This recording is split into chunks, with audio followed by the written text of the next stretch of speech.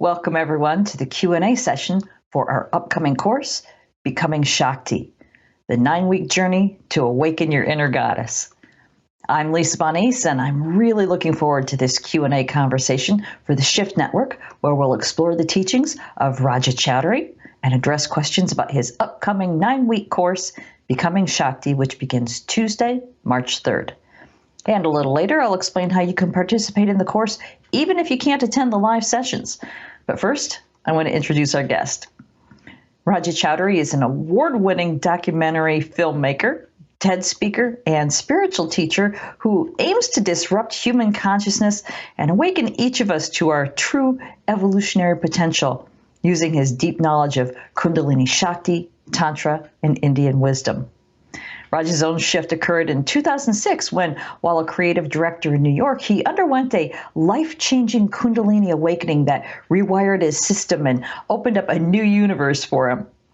Raja gave a TED Talk at Bangalore on Indian wisdom for today's world in 2012 and a TEDx talk in 2015 on yoga. And he's currently making a film for PBS on how Indian wisdom first came to America.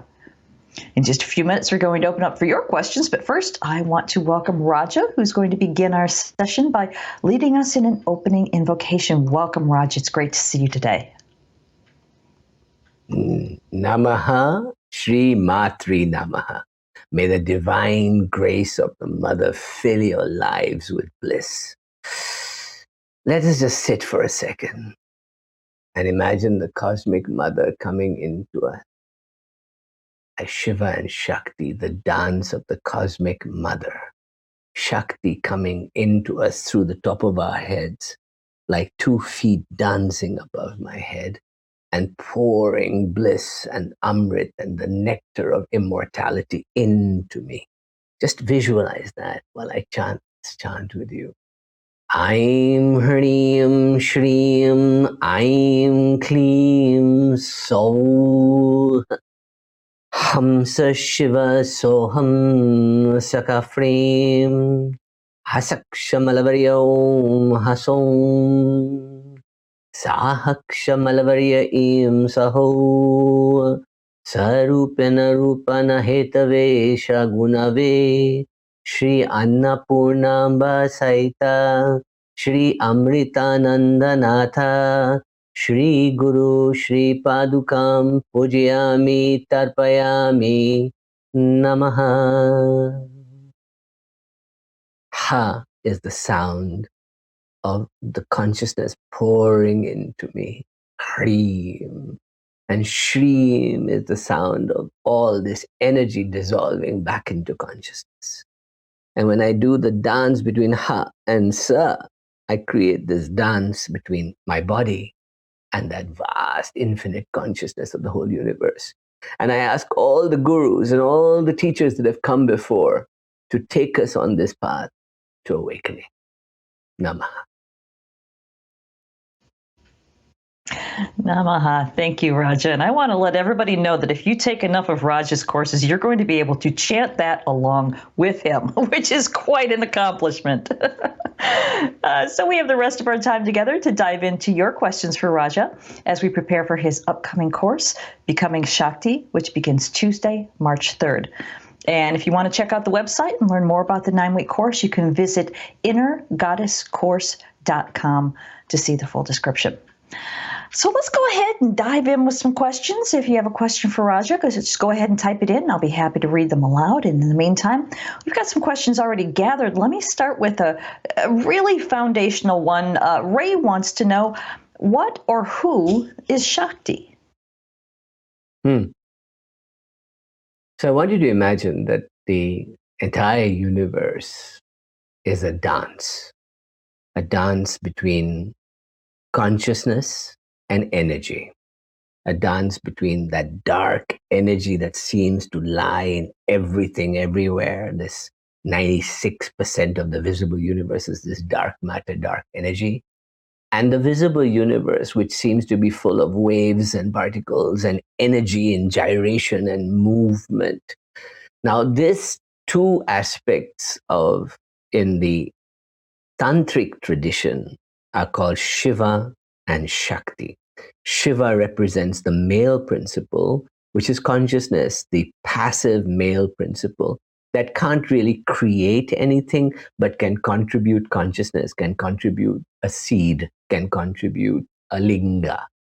And then on the other side is this vast energy consciousness that embodies every particle in the universe. That is the sacred feminine energy called Shakti. Shakti literally means power, energy.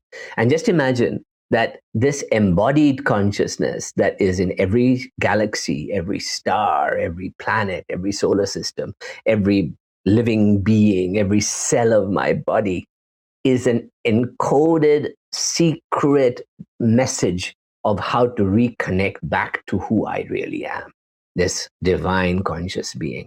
Now, just imagine that inside you, in every cell, in every part of you, is this mystery.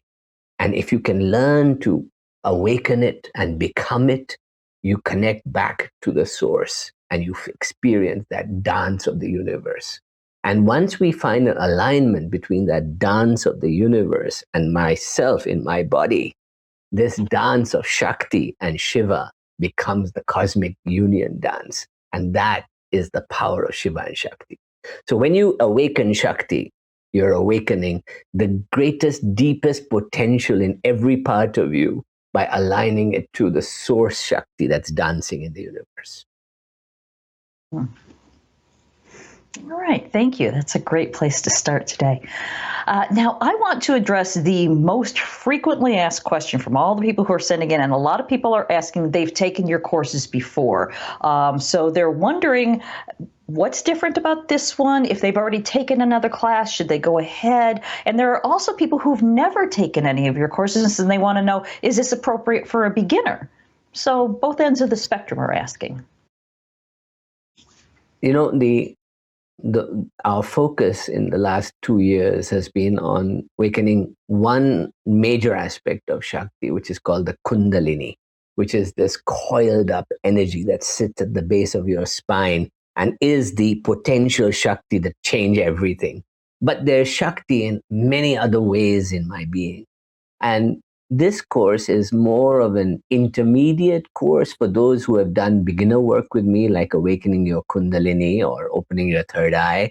You will find this to be a real exploration of all these aspects of Shakti in our being, in the astral energy plane around me, and at the source. So it's going to be an exploration of how to manifest all these energies in your life. So it's going to focus on that. So if you're a first timer, you can absolutely join. This is going to be a wonderful experience. And if you've done one of my awakening courses or karma courses, then this will be a natural next step towards an advanced program. Okay, perfect. Thank you. Let's see, I lost the question. Okay, here it is from Michelle. Wants to know, what's the difference between namaste and namaha? See, namaste is a Vedic term that says that basically, I bow down to the divine soul in you. So when I greet you and I say namaste, I am acknowledging that there's an immortal soul in you that I'm greeting, and I'm seeing it as separate from myself. When I say namaha or Shri Matri Namaha, what I'm saying is that there is no me, there is no you, there is everything. I am dissolving into this vast consciousness that we are all part of the same field of vibration, and can dissolve into it and become everything. Namaha, no me, everything, consciousness. That's what it is. Much bigger. All right, great. We've got a lot of questions here that aren't specifically about the course, but they're just wanting to pick your brain, which is, I think, actually awesome, because then they'll find out what kind of teacher you are, because it's really fun to work with you. I know that from experience. Here's Robert, who's asking, how do you maintain your state of bliss? Does watching news on television adversely affect you?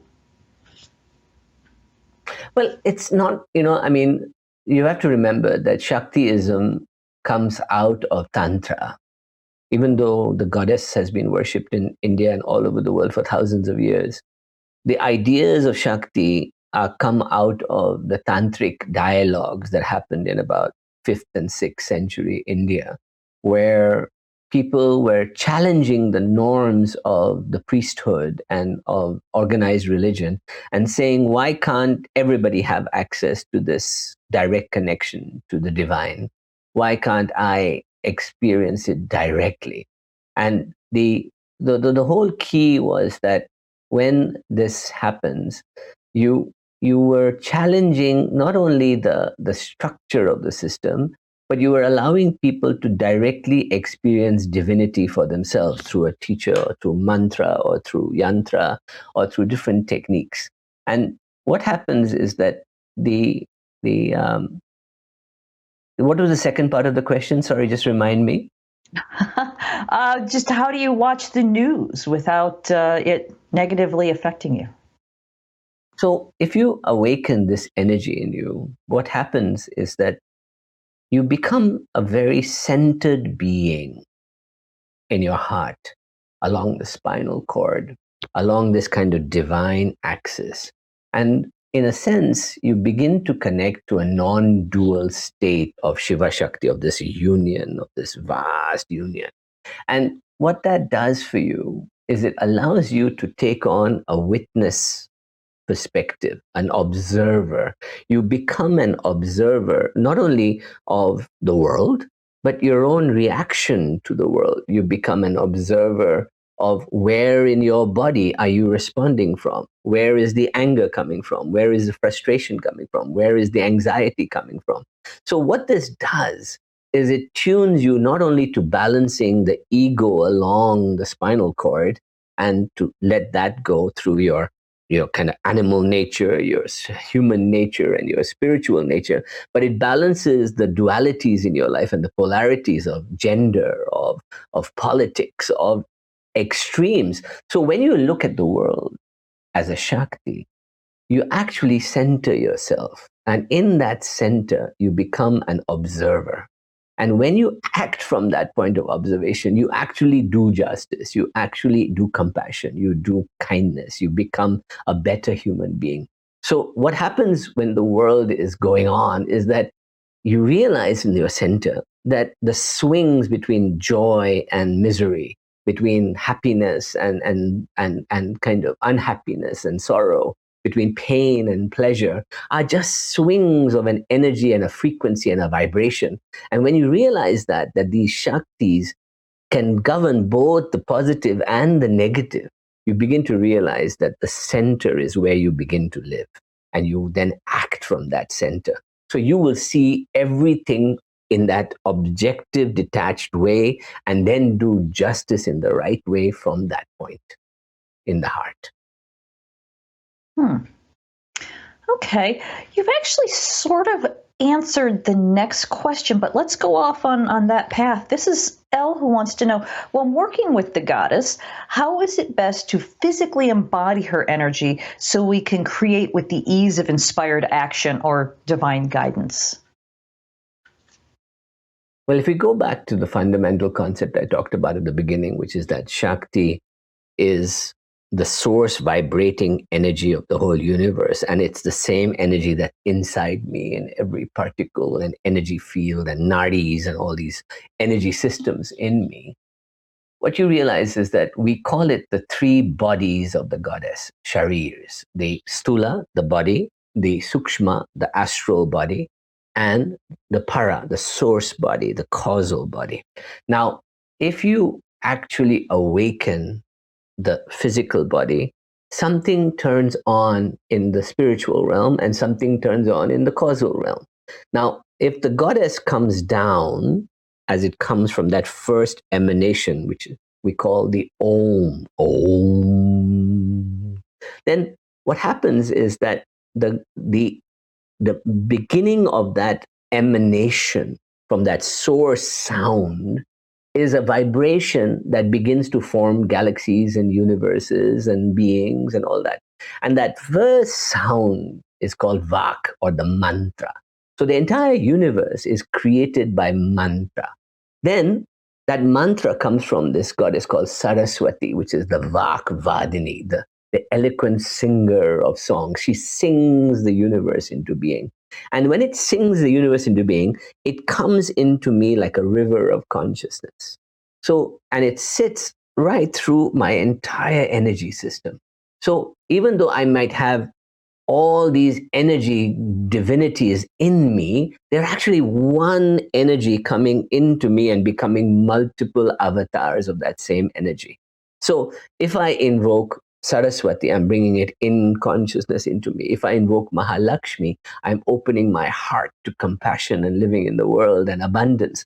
If I invoke Kali, I'm invoking the kind of overcoming my negativity and my asuric dark forces and removing all the obstacles of my life. And then I go deeper and I can then find that there are 108 energies in my lotus system of my chakras, in the nadis that flow through me. And each of them is considered to be a part of that goddess, that Shakti. And then you have thousands of energies throughout the whole subtle system. So what happens is that you sit in the middle and you actually begin to invoke the goddesses you need to energize that part of your life. Now you can say, all right, like God, I worship one divine being, and that's the Shakti I'm working with, Durga, Kali, Saraswati, Lakshmi, whatever you want to do. But if you went into the body and you sat in the middle, you become like that 10-handed Durga. You become like that 12-petal lotus of Lakshmi. You become a multifaceted Shakti being. Now you'll find that in your life, one of those Shaktis is prevalent. Like maybe you're very good at making money, or maybe you're very good at sexuality, or maybe you're very good at creativity and singing and music and sound, or maybe you're very good at two or three things, being a mother and a nurturer, or a fighter and a warrior, or an entrepreneur and a kick-ass business person. All of these things are avatars of this energy playing in the Shakti form for you. So if you learn to sit in the middle and realize which Shakti energy you're using at any time to not only become you, but to act in the world, they will become clearer and clearer, and you will know which Shakti is the key one for you and how to invoke all the others to manifest what you need. All right, great. Thank you. Let's go to a question here from Namita, who says, I've joined this course and am experiencing safety as a Shakti within me. What stage is this, and what do you recommend is the next stage for me? Thank you, and I look forward to deeper experiences. To jump off the edge and experience absolute terror of the limitlessness of your potential. The moment you feel safe, the world's going to come and bite you. That's how it works. So when we look at this energy, right, safety is a highly overrated feature of energetic work. Because if you don't face the darkness, if you don't face the negative asuric energies, or the asuras in your body, the dark forces, the ego, the traumas, the stuff, karma you've been storing up for years, if you don't face them, then no matter how safe you feel right now, tomorrow, and no matter how much grace and light you pray to and call, you are going to get bitten at some point. So what causes that darkness? It's ignorance. And we need to work on ignorance. So all these Shaktis, or especially goddesses like Durga, are about fighting that negative, egotistical, traumatic part of you that's pulling you down and giving you the bad karma that holds you back. And then approaching the light being above your head and allowing grace to pour in, and the mother's divine grace to pour into your heart and fill you up with bliss, that is magical. But if you don't address the Kali in the room, you will not be able to completely experience the bliss and the samadhi of universal consciousness that can come. So the key for you is to not be sitting in your safety, wondering, why do I need to do anything? The mother's looking after me. Because tomorrow, something will happen. Somebody in your family will suffer. Business might have trouble. You might face problems. You might have health issues. You might have to face something, a challenge with somebody whose ego you can't deal with. Where does the skills to handle all that come from? And if you don't have a skill for that, and this is where this Shakti energy work comes into play, how can you deal with all that? So you become a full self-actualized being by waking up the petals of the lotus of your heart. And this is the work we do. All right, great. And I think this is a perfect follow-up question to that. Someone here with no name wants to know, how can I make life exciting again? But one of the most beautiful goddesses that we work with is called Lalita Tripura Sundari. And she is known as the goddess of seduction.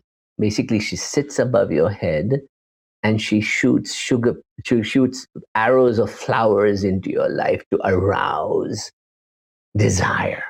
Now, what does desire mean? In Sanskrit, they say ichha or kama, this desire for not just sexuality and sensory pleasures of eating and pleasures, because Tantra and Shaktism allows for all that experience, but it is about the pleasures of converting desire into spiritual action.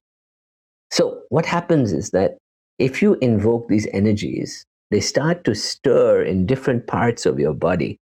So a stirring in your yoni or linga can create a third eye stirring for you that creates creativity, poetry, art, beauty, music, sensuality, all come out of it. So when you learn to balance these energies through the chakra system and through the 9 inner goddesses, and you work with this, you find that you become awakened, you increase desire for awakening, you increase consciousness, you become aware and compassionate, and then something magical happens, something called laya. You dissolve into the vast nothingness of bliss. And that's the highest state of consciousness, that samadhi, turiya state, samadhi, that comes by going deep and blissfully out into the vast skywalking world of Choudhury and Skywalker. So if you have no desire, Lalita Tripura Sundari comes and destroys the impotence that's been holding you back. And we'll learn it. And it's a beautiful mantra. I'll chant it for you. It goes, Ka e ilahri, Hasakalahri, Sakalahri. Kae ilahrim, hasakalahrim, sakalahrim. Feel the sweetness of nectar pouring into you. Kae ilahrim, hasakalahrim, sakalahrim. So over these 9 classes, I'm going to teach you the different mantras to invoke and feel the sensual rasa of these goddesses and energies. And so you wake up not by repetitious chanting of mantra, blah, blah, blah, blah, blah, but by feeling it, by sensing it, by chanting it correctly. We'll work on it together. Okay, perfect. Thank you. We've actually got a couple men here asking, can men take this course, or is this inner goddess thing only for women? What, you don't have a goddess in you? What's wrong with you? We are both. One of the most beautiful aspects of the dance of Shiva and Shakti I was talking about earlier is a beautiful South Indian form called Ardha Narishwara. Ardha Narishwara means half male, half female. That means you are both. your left side is a feminine energy and your right side is a masculine energy. Women have it, men have it, it's irrelevant. Kundalini, or the Shakti energy, flows through the middle of the spinal cord, through the lotus petals of your spinal cord, these what they call chakras or padmas. The padma means lotus, it opens up. So the masculine energy is slightly different because it's converting sexual, orgasmic, seminal energy, seminal fluids into inner spinal work. So there's a kind of transmutation, an alchemical transmutation that occurs. While women have the good fortune of just being born awake, they just have to remember.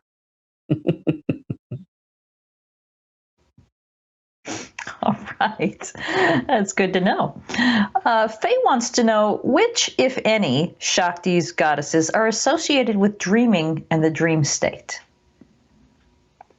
Again, Tripura Sundari that we were talking about earlier is one of these supreme forms of the goddess, Lalita Tripura Sundari, also known as Raja Rajeshwari, Sahasrakshi, Shodashi, different names.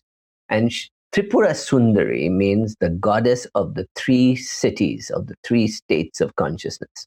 And what are the three states of consciousness? They are Jagrat, being awake, the senses, the world of senses that I construct in my mind, this sensory world I experience.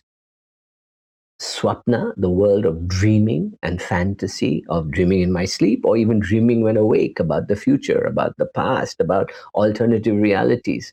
And then the third one being Shushupti, which is the deep sleep of automatic deep states of consciousness, where when I'm sleeping, my body is fully functioning and resting. And if I'm awake and meditating and I go into that state, I become fully aware, but I'm deep in rest. The mind stops chattering, the body stops chattering, and everything stops. So Tripura Sundari is the goddess to control the three states of consciousness. And what she does is then she opens up a fourth state for you called Turiya, the fourth state. And Turiya means the bliss state that comes in that no thought state.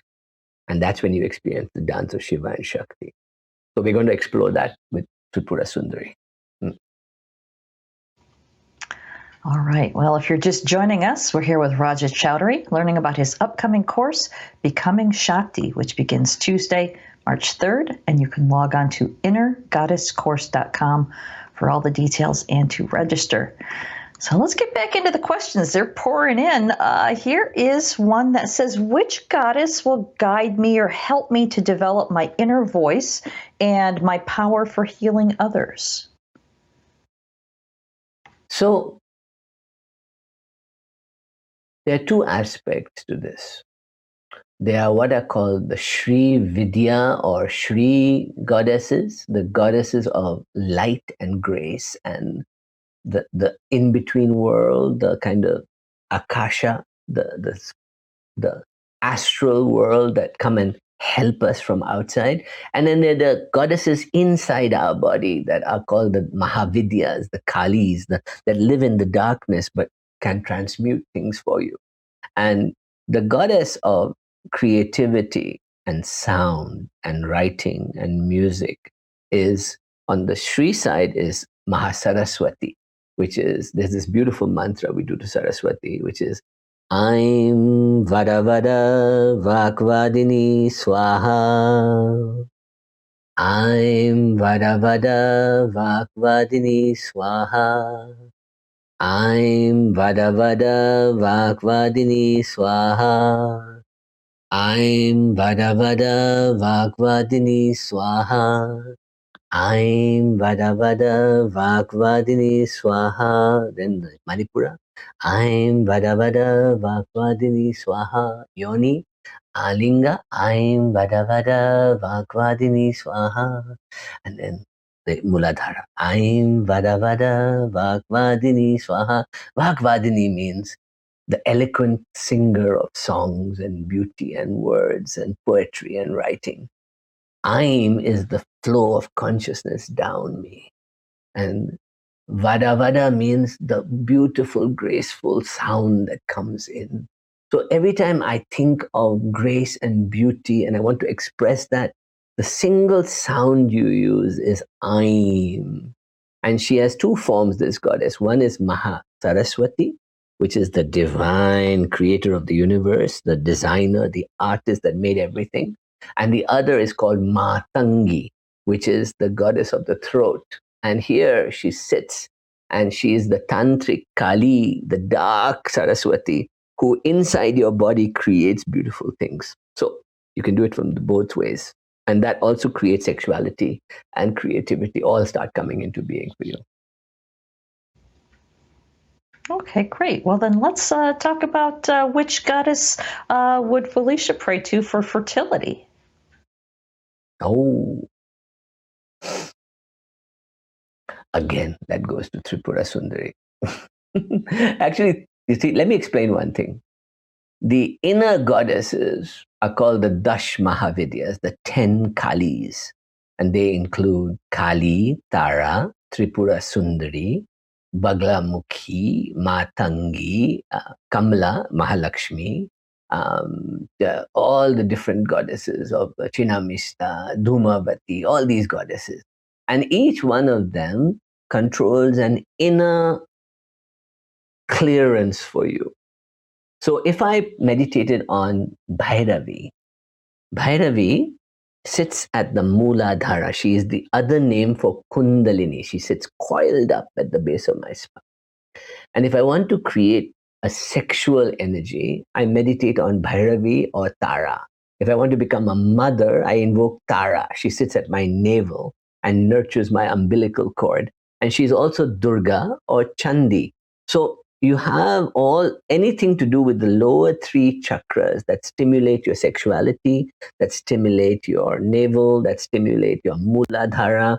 These goddesses all will help you with your becoming pregnant or becoming creative or becoming, because you're then converting that energy into third eye energy, and that makes you creative. So creating a child is as beautiful as creating a piece of music. Both work with the same energy. Okay, great.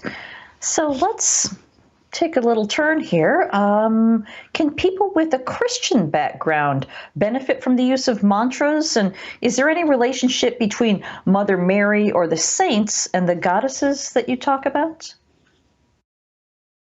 See, we have to remember that until city civilizations began to emerge in Egypt and Sumeria and the Indus Valley, the mother was considered to be the most important sacred energy in the universe. You know, people worship the cycles of the moon, the cycles of the nine, of the gestation of the lunar cycles, of the blood of the mother to fertilize the menstrual blood mixed with the sperm to fertilize the earth to create plants.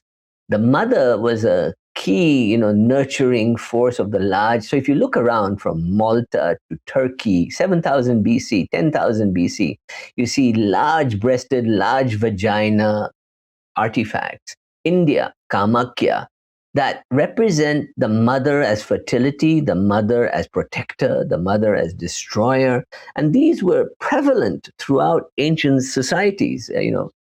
But with the aspect of the Bronze Age and the coming of city civilizations and specialization, the masculine energy became prevalent. Mathematics, business, trade, specialization, astronomy, these started to become the dominant force in the psychology.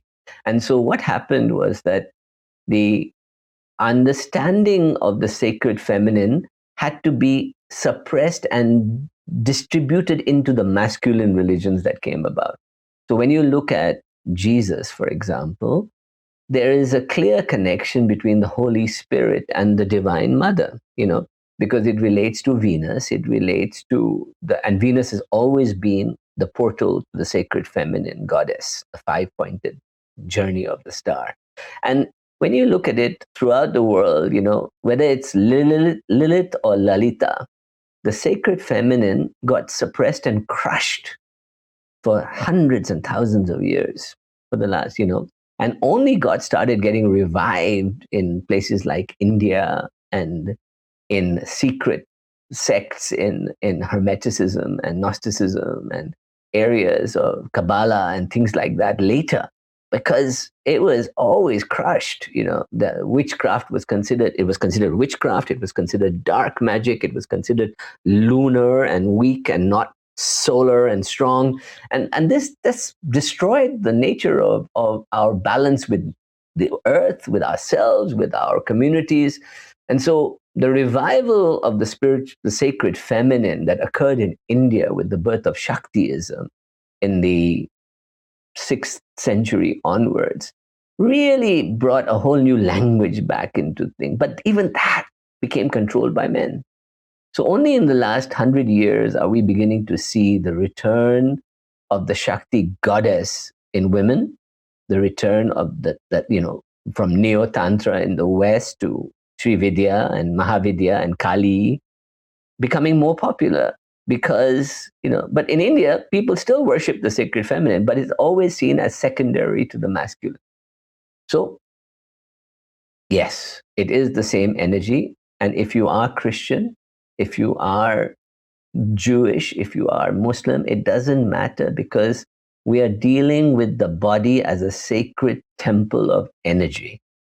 So even if you don't believe if you believe that God is Allah or Jesus or Jehovah or Shiva or Brahman, it doesn't matter, because I want to live this body fully. And I want to connect this body to my divine nature. And that's the work of Shakti. All right. Well, since you've brought up planetary influences, let's take a question here from Michael. I'm going to have a drink. Okay. We know Michael, his questions are a little long. He says, Michael is a very dedicated student of mine. He absolutely is, and he asks great questions. So let's do this. Let's put Raja on the spot. Michael says, this Jupiter, Saturn, Pluto, Mars astrological period we've just entered is fraught with change, transformation, and upset. There isn't any escape, because even if you live on a desert island, these cosmic and astrological energies affect us. How does Shakti give us choices to remain neutral, yet still be present and accountable? Well, Shakti doesn't give you choices to be neutral. Shakti gives you choices to act. Jupiter is controlled by Kali. Saturn is controlled by Tara. What were the other two? Mars is controlled by Bagla Mukhi, right? One of the Dash Mahavidyas. What was the fourth one? Pluto. I don't know. Yes. I can't remember who Pluto is controlled by. One of them. So think about it this way: Kali, Tara, and Bagla Mukhi are destroyers. That means they come when there is injustice, blockage to your spiritual progress, and they remove it. Pow! So when these planets come into alignment, you are invoking the energy of that inner power of Kali and Tara and Bagla Mukhi. Bagla Mukhi, Kali is the black goddess with, garland of heads, tongue sticking out. Yeah! They're carrying a matchet in one hand and a bowl in the other and blessing you with the other two hands. And she is both love, but complete removal of your ego. She cuts you off. Tara is the sweeter version of Kali. She is the mother that carries you from the umbilical cord of your stomach to the star in the sky. She's Tarini. She's the heart. She carries you to the other side. Tara is in the same in Buddhism, the goddess Tara. And Bagla Mukhi is a tough one. Bagla Mukhi destroys any obstacle to your path to awakening. She cuts off the tongue. She cuts off paralyzes your legs. This is the story. She freezes your face. She focuses your eye on one spot and she makes you meditate. So just imagine when this planetary work comes into being, what the world needs now is very fierce Kalis. So if you want to be a gentle Kali, let the men run everything and crush you, go for it. But if you want to live in this alignment, you better become a Kali. Well, all right then. I think that would be a good time to answer some questions about the course. We have time for a few more questions, but before we take those, I'll go ahead and answer some questions about the course itself because I've got all the details about that. Once again, the course is called Becoming Shakti, and this is going to be a fun and fascinating 9-week journey with Raja. As you can see, he can answer just about any question you throw at him. He's got tremendous expert guidance, and working with him, you'll discover the secret path to awakening Shakti, which is the mystical and sacred energy within you. And the 9-week course takes place on Tuesdays at 10 a.m. Pacific, starting Tuesday, March 3rd. And this is a question a lot of people ask. If you can't join us live, that's fine. You won't miss the teachings. You'll receive audio and video recordings, transcripts, and all course handouts on your course homepage. Also, I'd like to remind everyone that we offer a no-risk money-back guarantee on all of our courses, giving you a full 2 weeks until March 17th in this case to make sure that it's a good fit. We want you to be happy. Also, as an added option, all participants are welcome to connect in a private Facebook community group, so you can not only connect with one another, but also with Raja. He's very active in the group, so there's a lot of communication going on. Also, everyone who registers receives the Becoming Shakti bonus collection. First, you'll receive an audio dialogue with Lisa Schrader and Tina Malia entitled Singing the Heart of Shakti. Then you'll get an audio reading and PDF transcript as interpreted by Raja called 112 Verses of the Vigyam Bhairav Tantra. You'll also receive a video teaching from Raja entitled The Dance of Shiva and Shakti, the Sacred Origins of Hatha Yoga and Tantra.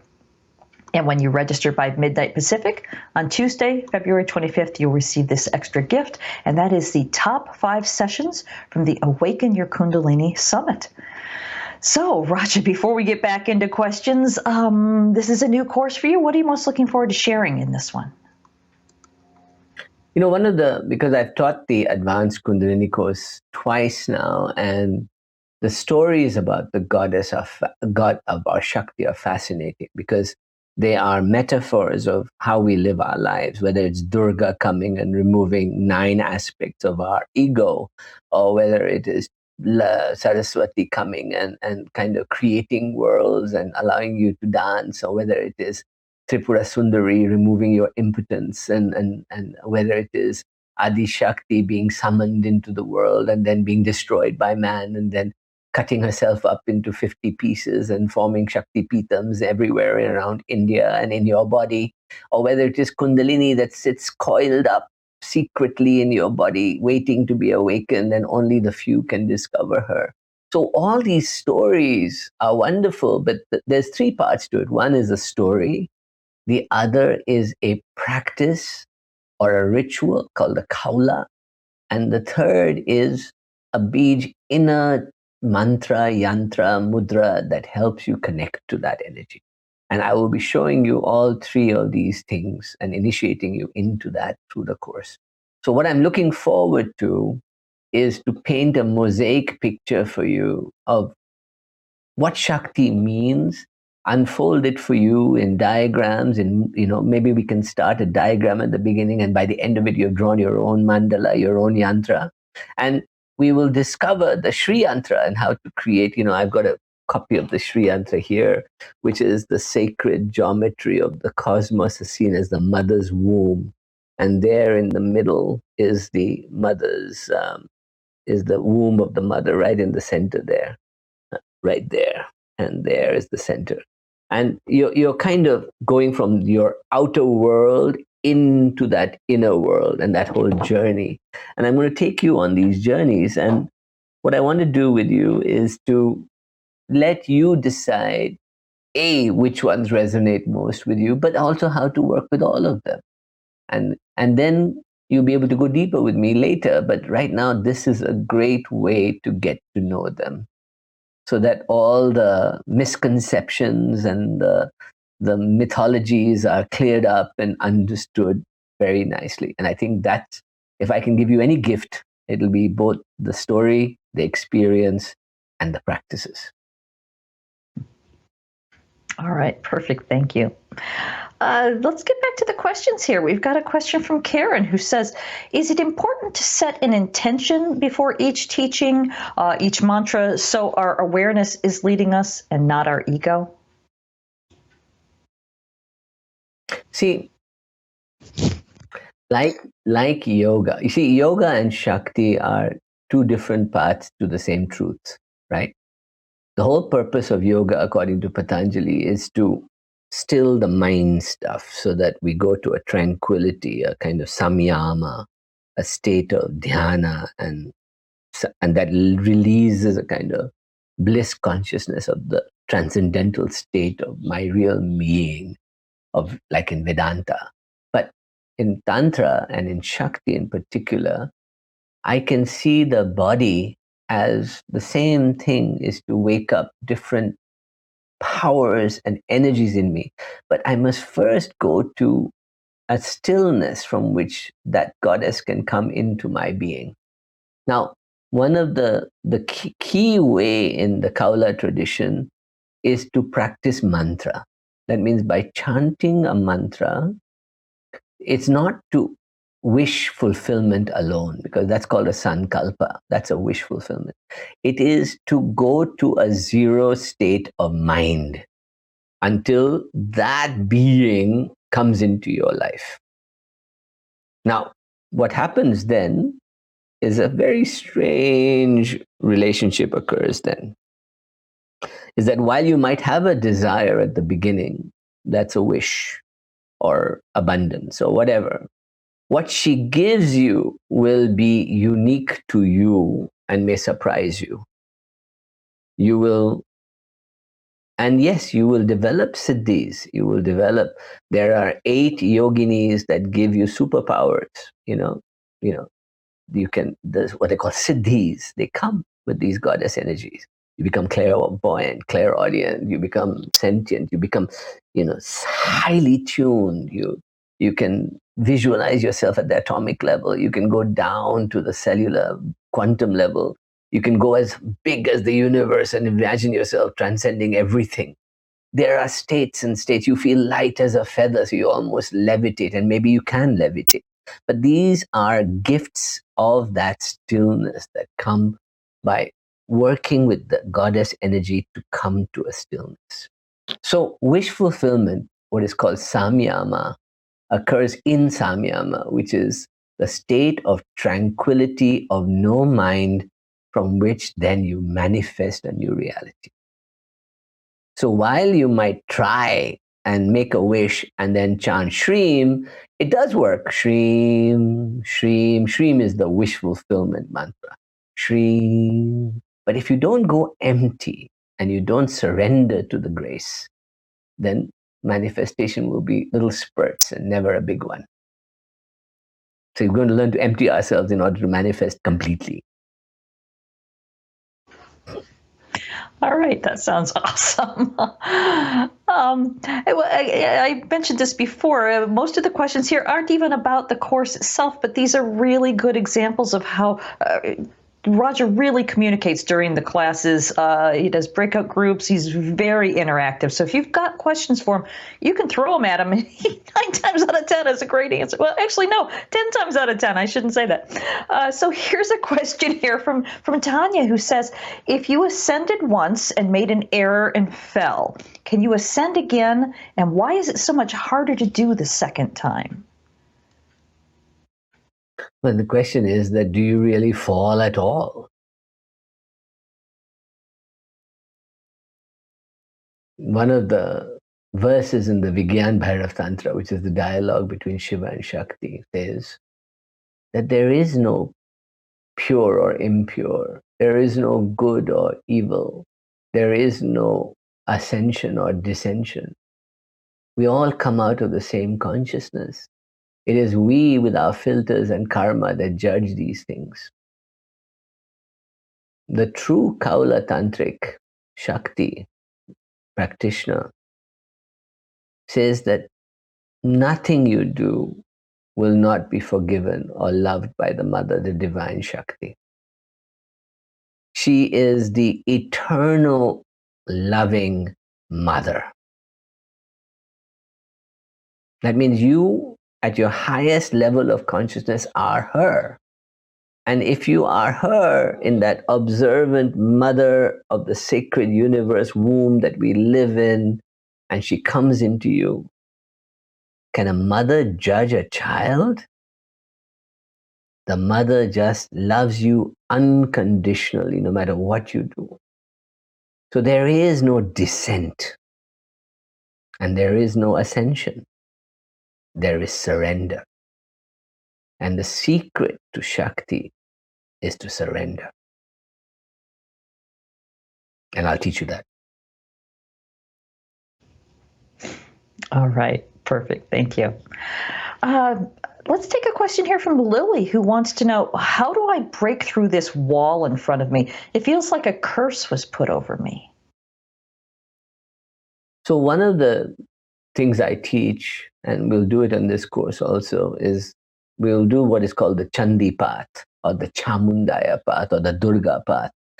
And that's all about the destruction of karma. Because the teachings say that whatever action I do, or thought I have, or words I say, there are consequences, karma. Some bad karma, some good karma. If I'm kind and compassionate, good karma comes. If I'm mean and horrible and I shout at people, bad karma. If I accrue stuff, bad karma. Now, where does karma come from? So the tantric says that karma comes from desire. What desire? Desire for something. From a little child desiring the mother's breast and crying in a particular way, karma begins. From you desiring something, relationship, power, freedom, freedom from trauma, freedom from punishment, freedom from anything. All these are desires and they come at you. So where does this, and the question then becomes, where does desire come from? And so the Durga Chandipat says desire comes from ignorance, avidya. Ignorance of what? Ignorance that you are the divine mother, the divine Shiva Shakti, and you forgot that you are truly a divine being who has forgotten their divinity and therefore thinks they're a tiny little atom and a particle in this vast universe. You've forgotten who you are. And so the opposite of avidya is vidya, which means knowledge. Shri Vidya, Shakti Vidya, Prana Vidya, the knowledge of Shakti. Now, when you have this knowledge, what happens is that you begin to shed the stuff that holds you back. And part of the Durga Chandi path of Durga is to light a fire in your stomach and clear your stomach of all these traumas, walls, burdens, luggage, and karmic crap you carry. And we're going to explore that this tamasic nature that says at the wall, how do I break it down? And that's karma. And we'll burn karma away. All right, beautiful. Thank you. And once again, you've already sort of touched on what this question is asking. So let's go here. Helen says, I have trouble connecting with spirit. Will this course help me to connect better? So then you have to ask yourself, what is spirit? Because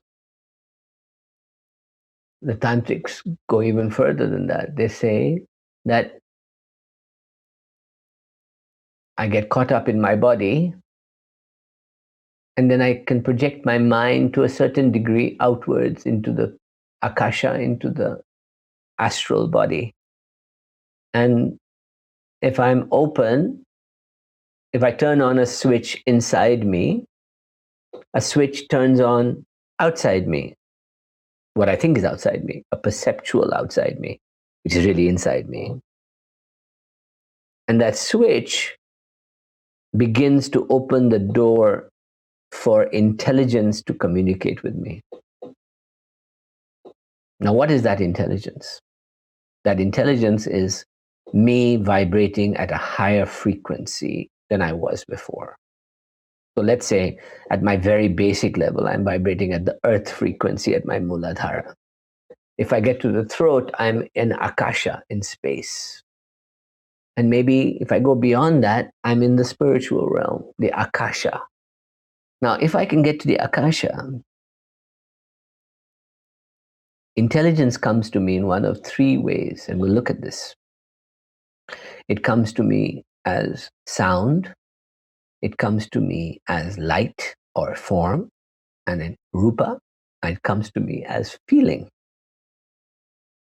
The highest of which is feeling. Feeling bliss, ananda, feeling the divine grace pouring into you. But communicating with the intelligence in that akasha is going to be developed through expanding your intuition and intuitive abilities. And invoking the Shaktis does that. So let's see who connects with you when you get there. All right. Wow. I'm looking at the clock. This hour has just flown by. I want to thank our viewers for being with us today and for all of your really great questions. Becoming Shakti starts Tuesday, March 3rd. And again, you can visit innergoddesscourse.com to learn more and to register. So, Raja, do you have any final words for our viewers before we cut you loose? Well, I go back to the idea of Tripura Sundari, which is to seduce you into desire and action. This work is calling you. This is a commitment that you've come here today because something has called you. You may have seen one of my videos, you may have read about this, you may have watched the intro call. Whatever brought you here, something is resonating in you and a desire has been triggered. So what do we do about that? So I'm inviting you, come, let's play. And we'll discover Shakti together. All right. Wow. Well, thank you again, Raja. It's been a pleasure playing with you today. Thank you for being with us. Nama. And once again, I want to thank everyone who joined us today. On behalf of all of us at the Shift Network, I wish you well and look forward to having you on this course or perhaps another one in the future. Have a great day, everyone.